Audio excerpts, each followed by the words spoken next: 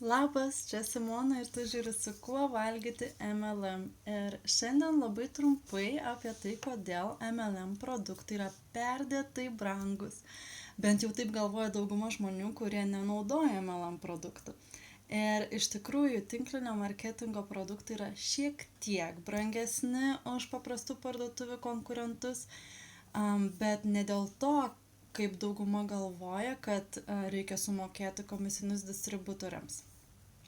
Kaina iš tikro liktų tokia pati, jei MLM kompanija nuspręstų pardavinėti savo produkciją tradiciškai, tai yra be distributorių.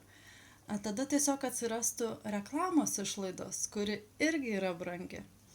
O tikroji priežastis, kodėl tinklinio marketingo produktai yra brangus, nes tai dažniausiai originalios prekės, kurių taip paprastai nusipirkti nerasi. Ir svarbiausia, tai kokybiškos prekės, dažnai net turinčios patentus.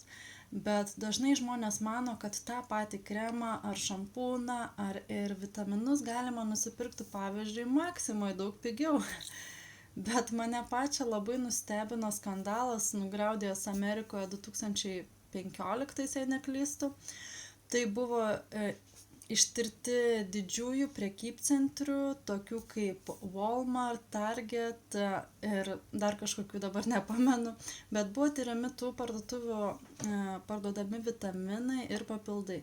Ir aišku, buvo išsiaiškinta, kad kai kuriuose buteliukuose buvo tokių medžiagų, kurios net nebuvo parašytos ant etiketės ir kurios netgi pavojingos sveikatai arba kurios sukelia alergijas. Arba geriausias variantas, kad kai kurie papildai buvo tiesiog sumalti ryžiai. Ir net 6 papildai buvo ištestuoti kaip neturintis pagrindinio ingrediento, kuris parašytas ant etiketės. O vieto to, tai buvo jei ne malti ryžiai, tai arba pupelės, morkos arba žirniai. Kas per nesąmonę? Ir manau, kad taip gali būti ne tik Amerikoje, bet kurioje kitoje šalyje. Ir paskui žmonės stebisi, kodėl vartojant paprastoje parduotuvėje nusipirktus vitaminus jie nejaučia skirtumo ir nesijaučia geriau. Tuo tarpu tinklinio marketingo produktai būna beveik visada 100% kokybiški, o už kokybę, kaip žinom, reikia mokėti. Per daugiau nei 10 metų esu išbandžiusi daugelio MLM kompanijų produktus ir žinau, kad tos kompanijos nuolatos N kartų testuoja savo produktą, kad jį savo klientui pateiktų tokį, kokį ir pažadėjo. Aš aišku, jokiais būdais nenoriu nieko gąsdinti ir sakyti, kad nebeapsipirkinėkit parduotuvėse, o tik iš tinklinio marketingo distributorių, ne.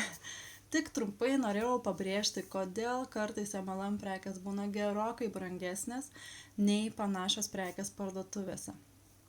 Nors ir manau, kad ant sveikatos kainos negali uždėti. Bet čia kaip ir visada yra kiekvieno asmeninis pasirinkimas, nieko neteisiu ir visus labai vertinu. Bet gali komentaruose palikti ir savo nuomonę šią temą, tai yra, ar manai, kad MLM prekės yra per brangios, ar kainuoja tiek, kiek ir turi kainuoti. Tai tiek šiandienai, ačiū, kad žiūrėjai ir iki.